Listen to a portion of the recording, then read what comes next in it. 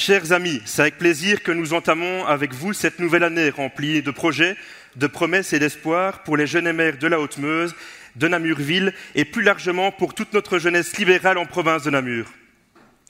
Nous sommes fiers aujourd'hui de faire écho à la voix de cette jeunesse déterminée à défendre une politique résolument libérale, tournée vers l'avenir, vers l'accomplissement, mais surtout vers le travail.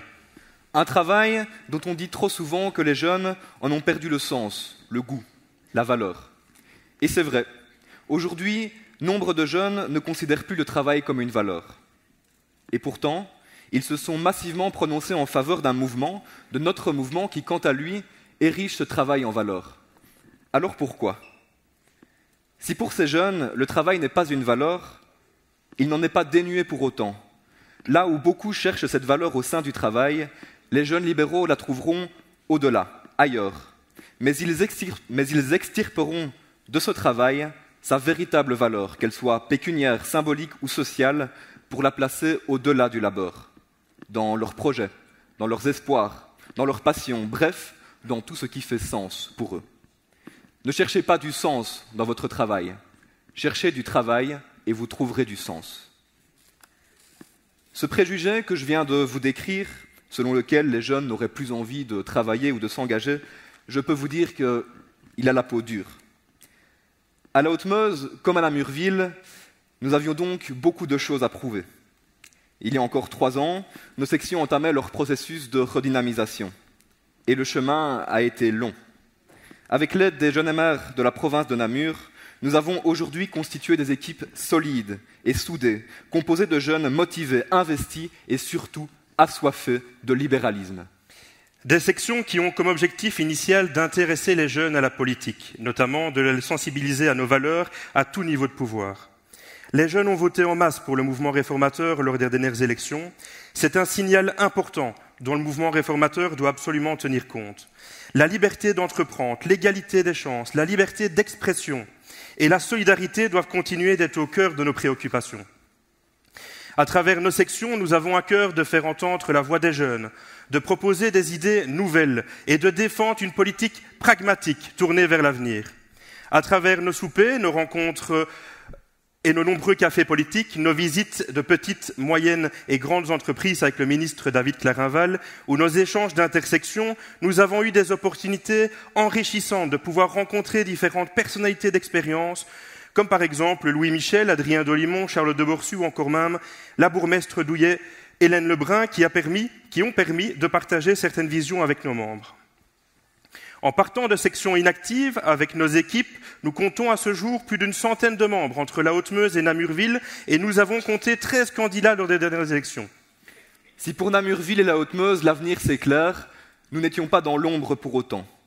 Car durant ces 3 années, nous vous avons proposé d'innombrables activités. Et si vous nous avez suivis, vous avez vu débattre Laura Hidalgo face à Victoria Van de Berg ou Sophie Raoni, Romain Dautré face à Vincent Mayen et Damien Barthes. Vous avez traité avec nous d'innombrables sujets, droits des femmes, entrepreneuriat, sport, culture. Vous avez écumé les bars de Namur à Dinan. Vous avez frappé du pied au rythme de nos blind tests, de nos soupers. Un dynamisme qui aujourd'hui amène les jeunes à prendre leurs responsabilités. Car c'est surtout cela, s'investir dans la vie politique. Pour ma part, les résultats électoraux dans ma commune m'ont permis d'obtenir, après 6 ans d'opposition dans un conseil communal, le mandat de premier échevin pour la ville de Dinan. J'ai entendu des critiques sur différents éléments, notamment sur mon âge. Mais quand nous avons des valeurs que nous voulons défendre sans relâche, ce n'est au final que renforcer cette volonté d'avancer. Avoir les conseils de personnes d'expérience, comme par exemple Richard et David Clarinval et d'autres mandataires, m'a permis d'avancer, de comprendre et d'aller vers un but objectif, constructif pour notre avenir. Le dépassement de soi est encouragé et les efforts sont valorisés, car nous sommes convaincus que cela amène à chacun et chacune d'entre nous au mieux des compétences et ses talents. La réussite n'est pas un sujet tabou, car elle participe à l'amélioration sociétale et donne par le travail et les innovations de nouvelles perspectives pour tous. Oser prendre des risques et faire preuve d'audace pour sortir des sentiers battus est une démarche qui doit être applaudie ce soir.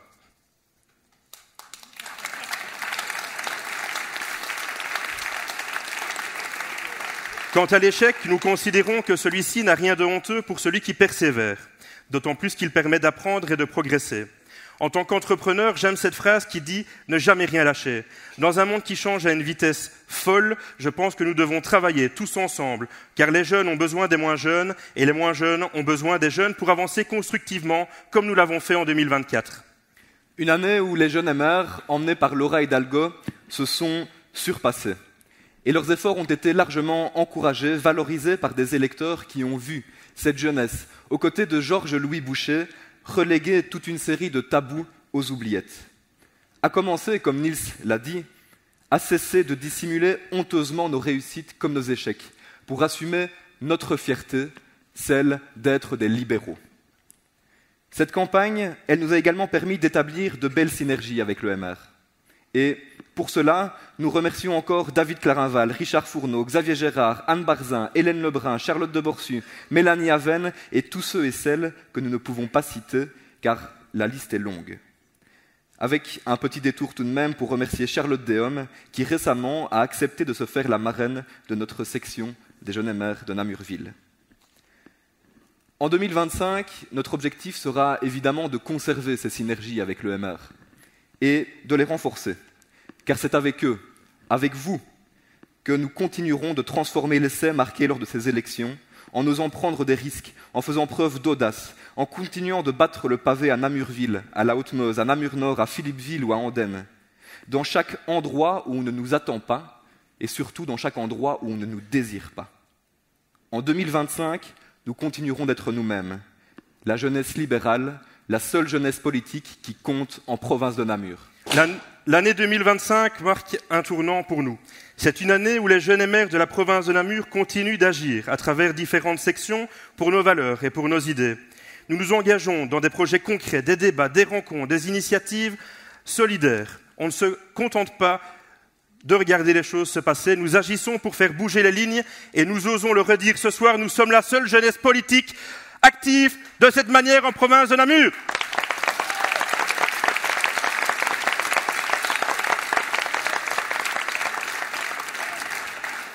Plus largement, 2025 sera l'occasion de continuer à défendre et soutenir le travail effectué par l'ensemble des sections des jeunes MR et par le bureau provincial pour plus d'entrepreneuriat, pour un meilleur apprentissage de la politique ou encore pour un meilleur accès au logement et à la propriété.